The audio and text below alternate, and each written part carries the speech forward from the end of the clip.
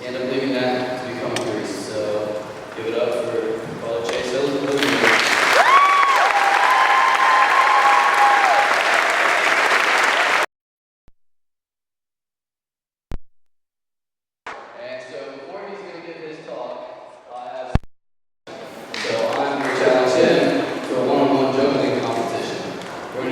Seconds and see who can keep it up. And if one of us loses, we play with the winner.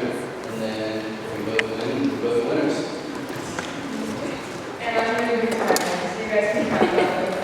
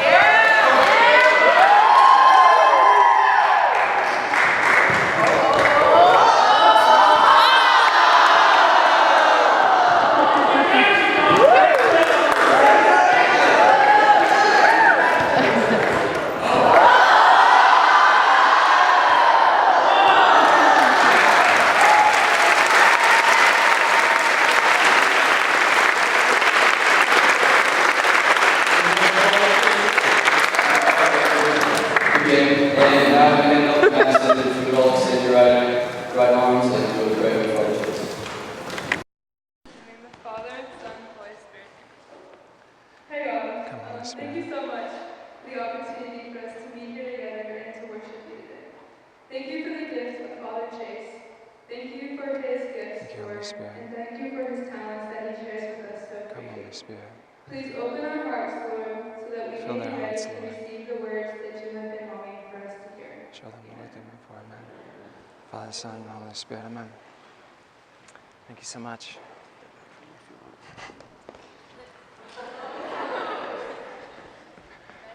So good to be with you guys. This is awesome. First of all, thank you guys for coming. Haven't we been longing for something like this? Doing something new? Gosh, I have to say, the first thing is, I hope this doesn't sound arrogant, but when I hear someone like Luke talk about what's happened in my life, I'm in awe. And I'm serious about that, but I'm in awe, not about me, but about what God has done in my life. I get asked all the time, Father Chase, tell us your story, tell us your story, tell us everything that's happened. And I have to say that it's not my story. It's not my story. Everything that I have to share about myself is something that God has done within me. I'm amazed. I'm amazed at what God was able to do with my life. I'm amazed that I know him. I'm amazed that I recognize him. I'm amazed that I still desire him now more than I did before. Guys, the greatest gift of my life is that I get to be a priest. I get to be a priest. I'm in awe. And I say that because it's nothing that I can claim for myself. In fact, I ran as far as I could from the priesthood. I wanted nothing to do with that. It didn't sound exciting. It wasn't what I wanted. It didn't add up to what I saw of true manliness. You men are talking about being a man. It wasn't my image of manliness. But I can tell you today that being a priest is the greatest gift of my life, not because priesthood is better than you, or not because priesthood is better than marriage or religious life. I think priesthood is the greatest gift on earth. But it's because that's what God called me to. Because when I understand why God created me, who he created me to be, it changes everything. That's everything for me. And so if your priest back home hasn't told you, or he hasn't told you lately, being a priest is the greatest thing on earth, and we love being priests. I know that about Father Meyer. I know that about Father Leo. I don't know that about your own priest, but I hope that he would say that. You should ask him. Do you love being a priest? I love it. It's amazing. And that's why I love being here, because I get to do this. You know, as I hear Luke say these things and talk about my time in Chile, I got to play college soccer at Clemson University. It's in South Carolina. I played at Clemson for 4 years. I got to fulfill my dream of playing professional soccer. And the first professional contract that I signed was in the country of Chile. And when I went down there, I can tell you that my life changed drastically in a way that I didn't expect before. For the very first time, I experienced loneliness. I've heard people talk about loneliness before, but I didn't know what loneliness was. I've never felt it. I'd always been surrounded by teams. I was on teams all the time. I had a great family. I had a lot of friends. Those things just came naturally to me. And I'm blessed by that. But for the very first time, I found myself in a country by myself, not knowing where to turn, what to do. I worked for 2 hours a day. Sounds pretty cool when you have a lot of friends and a lot of parties to go to. You make a lot of money, you live in a big house, you got a lot of fun things to do. Except for when you don't know anybody, you don't speak the language, and the whole culture has changed, and you don't have anybody to share it with. And for this first 6 months that I was in Chile, I didn't know which way to turn. I started asking God big questions. And if you've never asked God big questions, I invite you to start. Sometimes we're afraid to ask big questions because we're afraid that there won't be a good answer. I can tell you that asking the biggest questions of your heart, the most philosophical questions of life, those things that you deeply desire to know in your heart, is going to change you because there are answers, because God does have answers for those things. I had this strange sensation, this thing that just kept occurring to me. When I was there, I had this sensation that everything that I was doing, I wanted to share. I was there living my dream. I was there, I tell you about these times of loneliness, but I was playing in stadiums full of people. I got to run out of the tunnel with like huge crowds. I got to score goals in front of these people, and I just wanted, you know what I only wanted to do? I wanted to share this with my family. I wanted them to be there. I wanted them to share my dream. I wanted them to know what I was doing. I wanted my friends from college to be there. I wanted anybody, my cousins, my grandparents. I wanted to share it with the people that I love. And it was in that, I think that it was the epicenter of my loneliness. Because at the greatest moments of my life, living out my dream, I had no one to share it with except for people that I knew loved me, but in a short amount of time, I would never see again. And they probably only loved me until the next loss. But it was in those times, and Luke alluded to it in the introduction, it was in those times that I experienced something of God like I've never experienced before, and something that I've continued to experience since. It blew my mind that not only did I have a dream for my life, but God had a dream for me. I never knew that. Did you know that God has a dream for you? Do you know that He dreams about you? Do you know that the reason that you came into being was because of His dream? You existed first in all of eternity. You were eternal thought in God's mind. You came into being because He dreams of you. And His dream for you is to become the men and the women that He's created you to be. And I realized that in that moment. God has a plan for me. If God has a plan for me, what would it be? I've never considered that. I've never asked Him. I've never truly desired to know. I thought this was all about me living out whatever the desires were of my heart.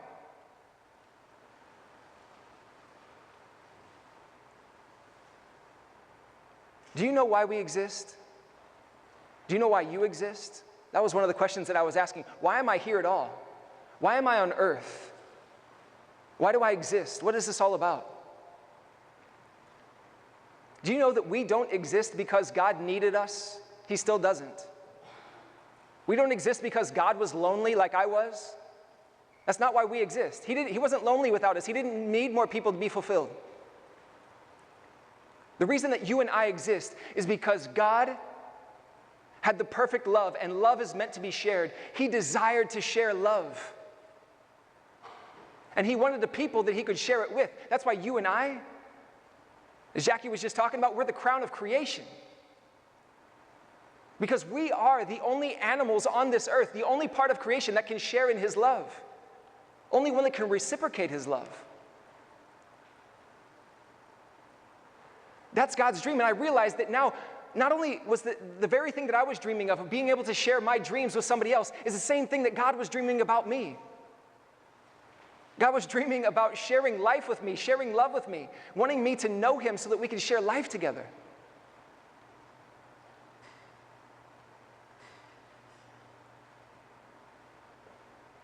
I realized that I have this infinite thirst for something more. That's what drove me to be excellent in soccer. I always wanted something more. And when I got there, I wanted something more. And I wanted everything that surrounded it. Not just soccer, I also wanted the parties. I also wanted the great girl. I also wanted the big house. I also wanted the big cars. I also wanted the next contract. And nothing was ever enough. It was an infinite thirst. Some of you are experiencing that right now. You're recognizing that you have thirsts all over the place. You don't even know how to control them.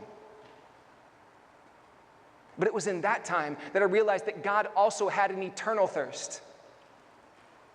Saint Therese. Does anybody like Saint Therese? Saint Therese, you know what she says about prayer? She says that encounter with God, prayer is that encounter with God where my thirst, my infinite thirst, meets his eternal thirst for me. That's what the encounter of God is. It's where my thirst meets his thirst. That's where encounter happens. And so some of you have experienced that, and that's why you're here this weekend. You've been on a retreat. You've had something happen in your life where you actually heard the voice of God. You experienced his love. You knew that this was all true. All this that we say is true. You've experienced it for yourself, and you know it's true. Some of you might have that experience this weekend. You might have that encounter, or as Father Meyer said, or as your leader said last night, the discover phase. You're discovering something. Father Leo last night talked about that discovering, that encounter. And today, we're meant to talk about how do we maintain that? How do we stay there? I know some of you are probably thinking, yeah, this is great. I've been on these before. I've been to Steubenville. I've been to other conferences. I've been to other retreats. I've been to other talks, really inspiring speakers. It's all great. And I get really fired up while I'm there, right? Then what happens when I go home? I know, Father, it's just going to go away. I mean, within a week, it's going to be gone. I'm going to be back to my old life and be doing what I do before. There's going to be no fire. There's going to be nothing left. Why does it have to be that way? We often call that like a retreat high. How do we maintain that? How do we keep that? That would be the question. How do we stay with him? Sometimes we feel like we're just white-knuckling it. You guys just heard a chastity talk? All of us? Sometimes in chastity, especially when we're teens, we feel like we're just white-knuckling. We're just like, I just need to hold on. I just need to hold on. We're just like gripping something, and our knuckles are just white. Because it's all of our own force, just not to sin, just not to fall into something that's going to be wrong. I just don't want to do something wrong. That's no way to live. That's fear. That's not freedom. We don't have to white-knuckle it. And I'm going to show you how not to white-knuckle it through life. Because that's how we continue to encounter God. That's how we stay. That's how we stay with him. You ever read The Road to Emmaus? It's that story in Luke chapter 24, and it was the resurrection day. It was the first Easter. Luke chapter 24, and I brought my Bible right here, but it's a little bit long, so I'm going to paraphrase it. Is that all right? I'll just tell you the story. Luke chapter 24, there are two guys. Maybe they weren't guys. I think it's Cleopas and his boo. I think it was his girl, his wife. And they're walking away from Jerusalem. And it was that resurrection night. And they're walking away they're going home. They're going to a little village called Emmaus. And as they're walking along the way, like the Jews would do in the desert, as they're walking along, they walk together for safety. And so there's a man that comes up, and it's not really weird that another man comes up to start to walk with him. He starts to walk, and it's Jesus. They don't recognize him. They were his disciples. They don't recognize him. And as he's walking along with them, he says, "What are you guys talking about?" And they were disappointed. To the point of being smart, Alex. To the point of smarting off to God. Did you ever hear what they said? Go back and read it. It says, "Are you the only one around here who doesn't know what's going on? Like, what's wrong with you? Are you the only one that doesn't know what just happened in Jerusalem this weekend? There was this guy we were following. He was a prophet, mighty indeed. We thought that he was the Son of God. We thought he was going to be the Messiah. He's dead. So we're going home. They continue walking, and Jesus says, why are you so slow to believe? Don't you understand? Didn't I tell you all of this? They still don't recognize who he is. He starts to open to them the scriptures. He opens to them the scriptures. He started explaining to them everything. It says from Moses, he explains everything and how this Messiah, this Jesus, was the one who actually did fulfill it. They just didn't see it. And we don't know it at that time. They're going to say later that at that very moment, as Jesus is speaking, their hearts are burning within them. It means that they're having that high right there. Like their hearts are burning. They're full. The soul of their soul is burning. Because he told them the truth. Because he gave them the word of God. Because God dwells in their hearts and they're seeing his dream. At that moment, it says this. This to me right here is one of the most interesting parts of the story that we don't often speak about. It says, and Jesus gave the impression that he was going on further. Can you imagine? All right, see you guys. Just keep walking. They're like, wait, hey, why don't you, like, whatever we just did, that was awesome. Whatever you just taught, like, we want more of that. Can we just stay with us? Stay with us tonight. Stay in our house. We'll give you lodging, we'll give you food, they thought they were going to give him food, right? Stay with us. Why do I think that's interesting? Because they just had this encounter with God. Their hearts are burning within them. And it's almost as if Jesus was willing to let them go at that point. If you don't invite me into your house, if you don't invite me into your heart, then all this was a weekend. If you don't want me to continue being part of your life, you have to make a decision. If you don't want this, I'm walking on. I'm going to find people who do. Because there's people out there who are dying to know me. And so they invited him into his house. And he's like, now I know they're ready. And now I know they're ready for more. They desire more, and they're going to get more. They're going to get more than they bargained for. That's always the case. Whenever we invite Jesus in, you're always going to get more than you asked for. Believe that. And so they invited him into the house. And then it says, then when they were at table, he did something that he's done several times with them. He took the bread, blessed the bread, broke the bread, and gave the bread. Those four verbs, that pattern is something that he just did at the Last Supper. Well, wait a second, Cleopas wasn't at the Last Supper. He isn't one of the 12. Where did he see it before? The feeding of the masses, feeding of the 5,000. Jesus says, go back and read it. Here's the same thing. He took the bread, blessed the bread, broke the bread, gave the bread. They've seen this before. They know what he's celebrating. And at that moment in the Eucharist, they recognize him. That's when they recognize him again. And they mention at that moment, weren't our hearts burning within us? He wants us to recognize him upon that invitation. I ask you, have you invited Jesus into your heart? I mean, of course. I mean, we're here, right? Like, no. Did you invite him? Y'all just got to pray over one another. Are you inviting him in? We can pray over one another all we want. But are you sitting there saying, yes, Lord, please open my heart. I invite you into my soul right now. I invite you to be the king of my heart. I invite you to sit on the throne of my heart because you are the king of my life. Spirit, be the soul of my soul. Without you, I am empty. Do we do that? Jesus comes upon invitation. He doesn't force himself upon us. If we want to continue to encounter him, we have to continue to invite him. After that Genesis narrative, what does he do? He gives the earth to Adam and Eve, and he says, you guys do it now. You guys do what I did. Create and keep it. Be stewards of this earth. You're going to participate in my mission. Why does Jesus leave them? You just realize that in the Ascension? We just celebrated Jesus leaving us, right? That's what the Ascension is. Thank you, God, for leaving us. No, that's not. He's pressing us into service. He's saying, now I'm giving you my ministry. I'm giving it to you. Now you go and do it. He always wants to share his life with us. John 15. John 15, Jesus says, remain in me as I remain in you. We have to be the vine to the branches, right?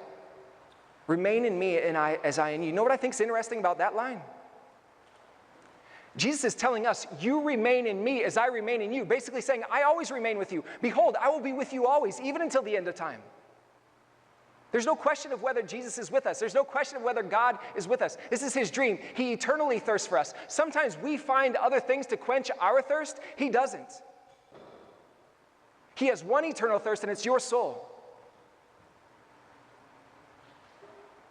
So he says, you remain in me as I am, have been, always will be, remaining in you. The question is, are you going to? Are you going to choose that? Y'all, ongoing encounter with Jesus, staying with him, the ability to live with him, to continue experiencing that high, to experience his soul within ours, the Holy Spirit dwelling within us. If you want to continue to experience this, it has to be chosen. You remain in me as I remain in you. I choose you every single day, at every single moment. Do you choose me? Sometimes we think, oh, I'm just going to sit back. I'm just going to sit back because I did that retreat. Now, if I just sit here, he's going to remain in me, and then I'm just going to wait, and I'm going to white knuckle until he leaves me, and then I'm going to get mad at God because then he left me. Something's not going to go right in my life, and then I'm just going to say, God, you left me. Is that right? Or is it that I have not continued to choose him because I sat here and did nothing? Do you know how virtue is grown? How do we grow in virtue? We practice virtue. That's the only way that it grows. That's the only way that muscle gets stronger. Virtue is a muscle. We practice it we grow it by doing it. Do you know how vice is grown? By doing nothing. You don't have to do anything. You ever noticed your bathroom? Does anybody? Yeah, have you ever noticed your bathroom? What happens when you do nothing to your bathroom? It's destroyed, right? Destroyed. In order to keep it clean, you got to do something every single day. We have to do something. One of the best ways that I can find to do this in my life. Where's Luke at? Where's our soccer players at? What's the worst lead to ever have in the game of soccer? Statistically and emotionally. The worst lead to ever have in the game of soccer. Does anybody here play soccer? Is it 1-0 because you're so close? It's a 1-0 lead? Why do I say a worst lead? As long as you're winning, right? What's the worst lead to have in soccer? What's that? 2-0. This guy's a soccer player. See? 2-0 or a 2-goal lead. 4-2, 2-0, doesn't matter. But 2-0, it's the hardest lead to keep. And why is that? Because as soon as you score 2 goals, you're like, this game's in the bag. We got it. We relax. At the moment that you have a 2-goal lead, you think that you're done with the game, and you start to relax. Even mentally, you start to do that. And so immediately, what do we say when we have a 2-goal lead? Immediately, the coach starts yelling out, 0-0, 0-0. Why does he do that? Because in our minds, we want to start playing as if the game's tied. Because if not, we're going to relax. It's going to be over. You know how many teams have come back after being down 2-0? Because once they get that first goal, you're up 2-0, they come back and get that first goal, the momentum is completely in their favor. And it's coming down your throat. It happens all the time in soccer. Watch games. If teams don't buckle down, and how do you do it? Then how do you keep the lead? Have you ever noticed, like, I don't know if you watch soccer on TV or maybe even football, they do this in NFL. Have you ever noticed that they start on the screen, there's a tracker that comes across and it says, like, percentage of possession? Like, oh yeah, the Patriots, Tom Brady, they've had the ball 65% of the game. That seems like a throwaway statistic, right? Except for those who actually know the game. Which means that, right, those who have the ball the most are likely going to win. If you possess the ball, if you keep the ball, if you continue attacking, you are going to be the one who's likely going to win. We can't just sit back and play defense. Y'all, sometimes in our faith, we just sit back and play defense. We just bunker in. Hey, I'm already in the lead. And that's the way our faith is. Yo, Jesus has already won the victory, right? We're up 2-0 right now. We're winning. We're always winning. But the question is, are we going to sit back? Are we going to just bunker in and play defense and do nothing?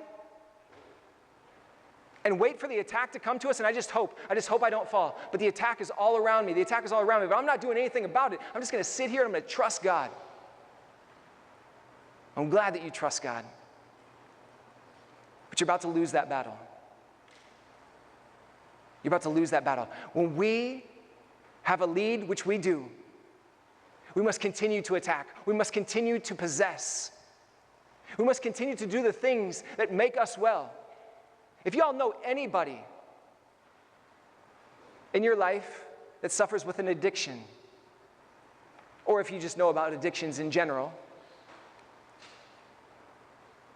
can they sit back and just do nothing and hope that nothing bad comes to them? It's a recipe for failure. So what is the remedy? What is the remedy to someone who's struggling with something so profound that their freedom is even lost? You have to do things that make you well all the time. You have to nourish yourself all the time. You have to be at the top of your game all the time. You know, in soccer, we call that killing the game. We have to kill the game. If you're in a 2-0 lead, you have to kill the game. And the way that you kill the game is continue to attack. And I'm a defender. I always play defender. I hate when my attacking players come and sit right on top of me because they just want to bunker in and they don't want to work anymore because we got a 2-0 lead. That is not the way to kill the game. That's the way to be killed. Y'all, we need to continue working. We need to continue attacking. The question, if you will maintain this high, the question, if you will maintain this relationship with Jesus in your life, if the Spirit will still dwell within you and burn within your hearts, is what you're going to do when you leave here. How will you practice that? How will you get better? I don't care if you're on the top of your game. Is anybody here like Kobe Bryant? Yeah, I'll admit, I was never really a fan of Kobe. I know that after his death, everybody wants to jump on the bandwagon and, oh man, we miss Kobe, I love Kobe. Yeah, I do too. The same sensation happened to me. After Kobe died, I was like, holy cow. What an amazing player. He's one of the best ever. He's awesome. But I'll tell you that while he played, I wasn't really a big fan. Probably because my favorite player in the world is Michael Jordan, who is the GOAT. No questions asked. You LeBron fans, all right? Good, all right? I know we're close to Ohio here, but don't give me any LeBron action, all right? And Kobe, I can tell you, I think one of the reasons, if I'm sincere with myself, one of the reasons I don't like him is because he was the most like Michael Jordan. If you watch his game, if you watch his manners, if you watch the way he played, if you watch his mentality, if you see him in the way that he talks, the way that he basically imitated Jordan, and he makes no bones about that. I think I didn't like that about him because he wasn't as good as Jordan, straight up.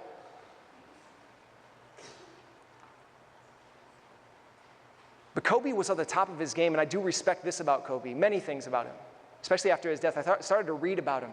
I wanted to know more. In 2012, we were going into the Olympics, right? You remember back in 2012? That was a long time ago. You were very young. 2012, we were going to the Olympics. Kobe was towards the end of his career, at least in the final third of his career. And as they were going into those Olympic Games, there were guys like LeBron, Carmelo Anthony, Kevin Durant, all these young guys who were coming up who were really going to be the stars of the team. And Kobe was the old veteran. It was his last Olympics. It was the last time he would win a gold medal. And so Kobe knew that he had to do more to stay at the top of the game. He had to stay on top. He had to kill the game. And you know how he did it? There was a trainer that tells this story. That they were in Las Vegas, and it was the morning before their first scrimmage. So they were just doing a scrimmage game before they went off to the games. The morning before their first scrimmage, the trainer got a call at 4:15 in the morning and said, and it was Kobe on the other line, and he said, hey, can you get up? Can you help me out with a few drills? I want to do some conditioning before we go into scrimmage today. And he's like, scrimmage isn't until 11. It's 4 o'clock in the morning. But as you're a trainer and Kobe Bryant calls you, you just get out of bed and you go. This dude gets out of bed. He said he threw some water on his face. He got dressed as fast as he could. He drove down to the facility. And he said when he got there, do you know what he saw? He said Kobe was drenched in sweat as if he just got out of a pool. It was 5 o'clock in the morning at that time. He was just getting warmed up. And then this guy starts to take him through drills, conditioning. They did conditioning for an hour and 15 minutes. And after that, he said, I want to go to the weight room. Then for 45 minutes, they went into the weight room. That's 2 hours. It's now 7 o'clock in the morning, and they have time to rest before scrimmage. So this guy goes back to his hotel. He goes back because he woke up at 4 o'clock in the morning. He goes back to sleep. Of course, he wakes up. He comes back down to the training facility at 11 o'clock, and all the players are there. LeBron's talking to Carmelo Anthony. Kevin Durant was talking he explains all these details. He was talking to Coach Krzyzewski. He remembers exactly what he saw there. And Kobe was off to the side, and Kobe was getting shots up. And so he walked over to him. He's like, hey, good job this morning. Kobe's like, what? He said, hey, good job this morning. He's like, what time did you quit? And Kobe said, I didn't quit. I'm just getting done. He said, I want to make 800 shots before everybody got here today. He said, I just got done. From 7 a.m. to 11 a.m., Kobe was getting shots up. He made 800 makes, not 800 shots, 800 makes. This is someone who's at the top of their game, knows that they're killing the game, and wants to continue killing the game, and he has to. But what is he doing? He's doing something about it, not just relying on his natural ability, but relying on his willpower, relying on the grace that God is giving him and working through that to give it back. That's how he continues to experience greatness.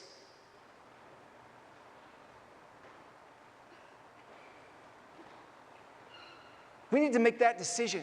You know, one thing that I do in my life, I wonder if you have any kind of anchor. You have any kind of anchor that calls you higher? This is what I mean by this. You guys probably don't know a track runner named Michael Johnson. Michael Johnson was the fastest man in the world in the mid to late 90s.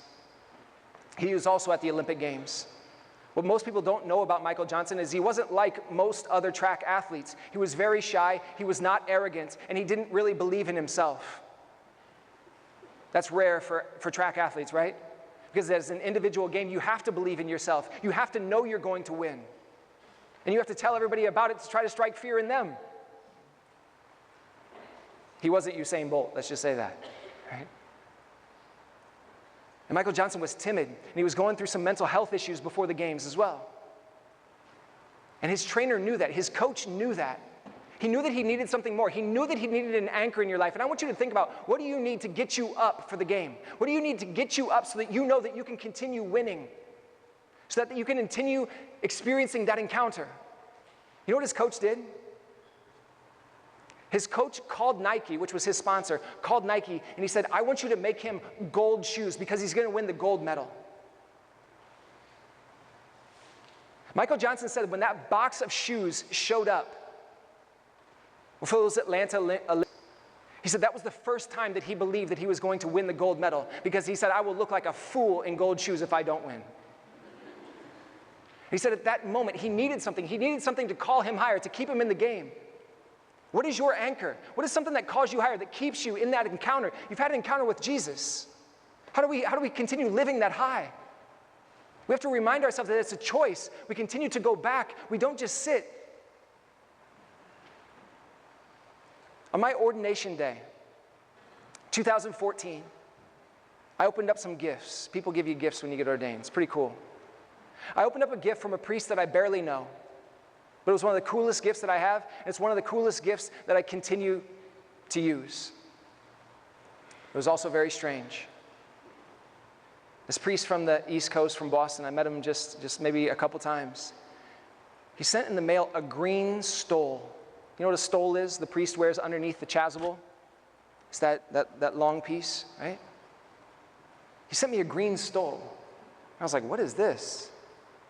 It's not very useful. Usually when you wear green, you don't just wear a stole. And it's not very good looking. It's kind of ugly. And so I opened up the card, and he wrote a card in there. I don't remember the exact words, but he said something like this. He said, I want to remind you that being a priest is awesome. But there'll be times that it'll be very hard to be faithful, to continue to get up every single day and to do what you have to do.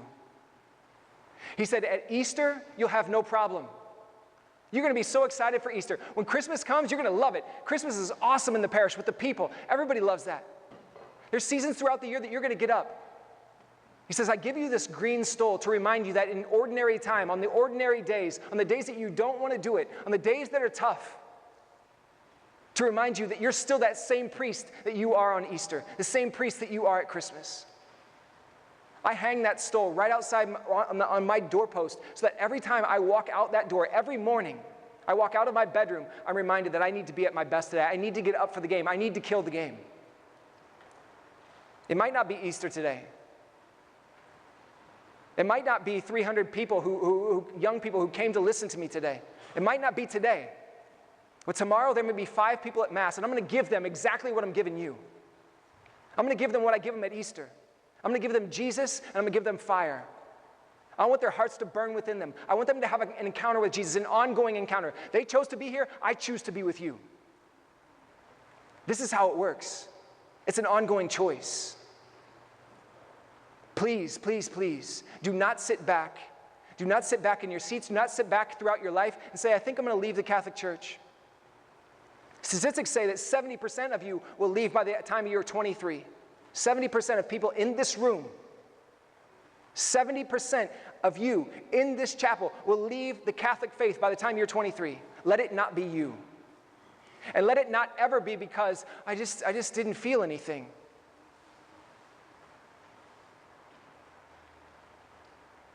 Are you going to do something? You want to continue to encounter him? You have encountered him. That's why you're here. What will you choose now? How will you get up for the game? How will you live that dream? How will you acknowledge the eternal or the infinite thirst that you have in your life? How will you acknowledge his eternal thirst for you? And where will you meet him? I'm going to give you 4 ways. 4 ways right now that you can continue to encounter Jesus. This is 4 ways for anybody who wants to do something. 4 ways for someone who wants to grow. And they're not complicated, and they are things that you have heard before. But for a mature Christian who wants to grow, you must go to regular Mass. And the adjectives that I use are important. You must go to regular Mass. What does regular Mass mean? I don't know. It's kind of vague, isn't it? And I mean for it to be regular Mass. Because we all know that we're required to go to Mass on Sunday, but Jesus might be asking you of more. More of you. Would he ask you to go 1 time during the week? Would he ask you to go 3 times during the week? When is he asking? What is regular Mass? Beyond the requirements, what is it? Ask him. In your prayer, Jesus, what is it you desire from me? How can I continue to encounter you? I want to continue to encounter you. How do I do it? Regular Mass, regular Mass. If you're not going to regular Mass, you're not killing the game. Daily prayer. The adjectives are important. Daily prayer. What you do in daily prayer, that's a little bit vague. What is it? What do you do? This isn't a talk on prayer. I could give you a talk on prayer, but right now, daily prayer. Give Jesus 15 minutes. Can you give Jesus 15 minutes a day? That's my 1% challenge. Do you know what the 1% challenge is? 1% of your day is 15 minutes. Actually, it's like 14 minutes and 26 seconds or something like that. 15 minutes. That's 1% of your day. Would you give God 1% of your day? Would you speak to him for 1% of your day? Would you listen to him 1% of your day? Would you do something? As Christians, we have a God who speaks. Would you not want to know what he says on a daily basis? Could we be faithful Christians if we don't hear his voice? Regular Mass, daily prayer, daily. Frequent confession. Frequent confession. What does frequent confession mean? It sounds so vague. Does that mean like every day? Does that mean once a week? Does that mean, no, it means, yeah. I want you to know yourself and know how often you need to go to confession. My one rule, especially for college students who I work with, is anybody who wants to grow, once per month. You must be going to confession once per month. And why is that? Tell me one team, tell me one business, tell me one institution Tell me anybody who wants to get better that doesn't sit down and critique themselves at least once a month and have a standing meeting to say, where are we going wrong and how can we get better? Confession is not shame. Confession is you wanting to be better. Confession is you wanting to receive God once again.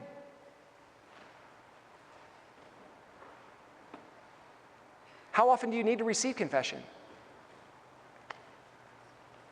Church says at least once a year.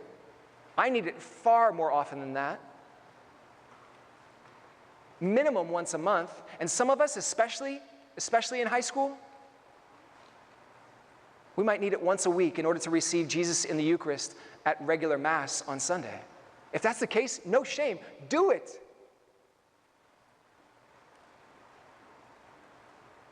Regular Mass, daily prayer, frequent confession. The last one, I need to come up with something better. Fill your dome. What does that mean? Study, do something. Catholic IQ, up your IQ. What are you studying? What are you putting in your head? If the only thing that we listen to are YouTube, podcasts, Twitter, TikTok, whatever it is, that's the only thing that's going into my head, why do we think that we don't have any material to pray with? When I go to prayer, Father, nothing happens. I'm just thinking, I'm so distracted. Well, yes, of course. Because there's only one thing in our head, and it's distraction. What if you were to listen to a Catholic podcast? What if you were to read a spiritual book? What if you were to listen to something else as you go that would fill your head with something more so that you could know more about God, your faith, and how to encounter Him? If we do those things, we'll be doing something with our life. We won't be doing nothing. If we do nothing, we are dead. If we do something, keep possession, continue to attack, don't play defense, don't white knuckle. We are attacking, and in that way, we are killing the game. Remember, the place of encounter is where your thirst meets God's thirst for you. That is your dream meeting His dream for you. Remember that God dreams about you always. He's waiting for you, and He will wait for you your whole life. Ask yourself, in what ways am I white-knuckling? In what ways am I defending? And in what ways should I be attacking so as to win? How can I be the one that is killing the game when I'm already ahead? The victory is won. How do I maintain this lead? It's only for me to lose. And of those 4 ways, which ways am I going to continue to choose our Lord every single day so that I don't become a statistic? So I'm not part of the 70%, so that I'm part of the 30%. I'm one of the ones that win. I ask God's blessing upon you in the name of the Father, and of the Son, and of the Holy Spirit. Amen.